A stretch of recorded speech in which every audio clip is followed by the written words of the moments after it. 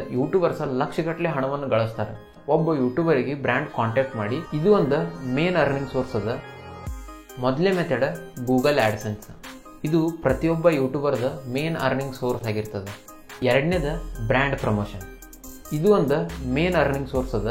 Brand promotion ಏನಂದ್ರೆ example, ಒಬ್ಬ ಯೂಟ್ಯೂಬರಿಗೆ brand contact ಮಾಡಿ ಈ ಒಂದು ಪ್ರಾಡಕ್ಟ್ ಬಗ್ಗೆ ಜನರಿಗೆ ತಿಳಿಸ, ಈ ಪ್ರಾಡಕ್ಟ್ ಏನು ಕೆಲಸ ಮಾಡ್ತದೆ ಅಂತ ಹೇಳಿ ನಿನಗೆ 50,000 ರೂಪಾಯಿ ಕೊಡ್ತೀವಿ.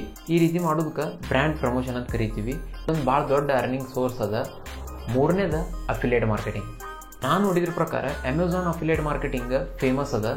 ಅಫಿಲಿಯೇಟ್ ಮಾರ್ಕೆಟಿಂಗ್ನಿಂದ ಯೂಟ್ಯೂಬರ್ಸ್ ಲಕ್ಷಗಟ್ಟಲೆ ಹಣವನ್ನು ಗಳಿಸ್ತಾರೆ. ಅಫಿಲಿಯೇಟ್ ಮಾರ್ಕೆಟಿಂಗ್ ಅಂದರೆ ಏನು? ಎಕ್ಸಾಂಪಲ್, ನಾವು ಒಂದು ಪ್ರಾಡಕ್ಟ್ ಲಿಂಕನ್ನು ವಿಡಿಯೋ ಕೆಳಗೆ ಕೊಟ್ಟಿರ್ತೀನಿ. ಆ ಲಿಂಕ್ ಮೇಲೆ ಕ್ಲಿಕ್ ಮಾಡಿ ಜನರ ಪ್ರಾಡಕ್ಟನ್ನು ಬಾಯ್ ಮಾಡಿದರೆ ನನಗೊಂದಿಷ್ಟು ಕಮಿಷನ್ ಬರ್ತದೆ. ಇದಕ್ಕೆ ನಾವು ಅಫಿಲಿಯೇಟ್ ಮಾರ್ಕೆಟಿಂಗ್ ಅಂತ ಕರಿತೀವಿ.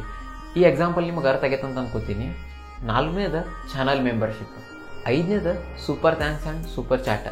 ಇವೆರಡು ನಿಮ್ಗೆ ಗೊತ್ತೇ ಇರ್ತಾವೆ. ಸೂಪರ್ ಥ್ಯಾಂಕ್ಸ್ ಅಂತಂದ್ರೆ ಕಮೆಂಟ್ ಬಾಕ್ಸ್ನಾಗ ನೀವು ಕಮೆಂಟ್ ಮಾಡಿದರೆ ನಿಮ್ಮ ಕಮೆಂಟ ಹೈಲೈಟ್ ಆಗ್ತದೆ.